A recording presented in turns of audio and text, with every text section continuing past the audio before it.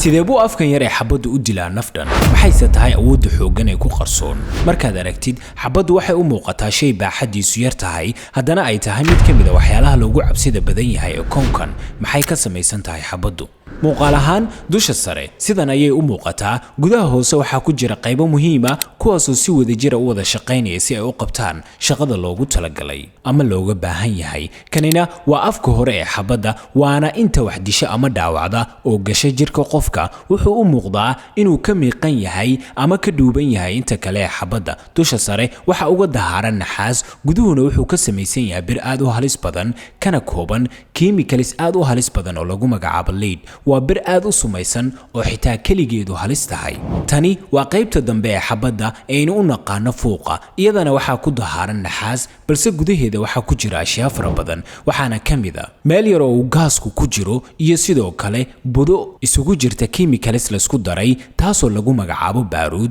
oo marka gaasku ku shidmo si dhaqsaa u gubanaysa samaynaysana qarax aad u xooggan kaasoo gaaraya birtii leedka ahayd oo aadka u sumaysnayd taasina waxay keenaysaa in xabaddu si xawliya u soo baxdo marka la riixo triggerka ama leebka waxaa si isxigxigta u bilaabanaya shaqadii biinkan oo lagu magacaabo firing bean wuxuu si xoog ugu dhacayaa primerka oo ah halkaasna waxaa ka dhalanaya qarax yar oo samaynaya holac aad u xooggan oo qarxinaya baaruudii kadibna qaraxii sii gaarayo afka hore ee xabadda oo ka samaysnaa birtii leedka ahayd markaasay xabaddu ku soo baxaysaa si xoog badan gaaraysaana halkii lala tiigsanaya ama lala rabay iyadoo ku socota xawaaro u dhaxeeya 300 ilaa 420 mitir sekankiiba weligaa adigu xabad ma riday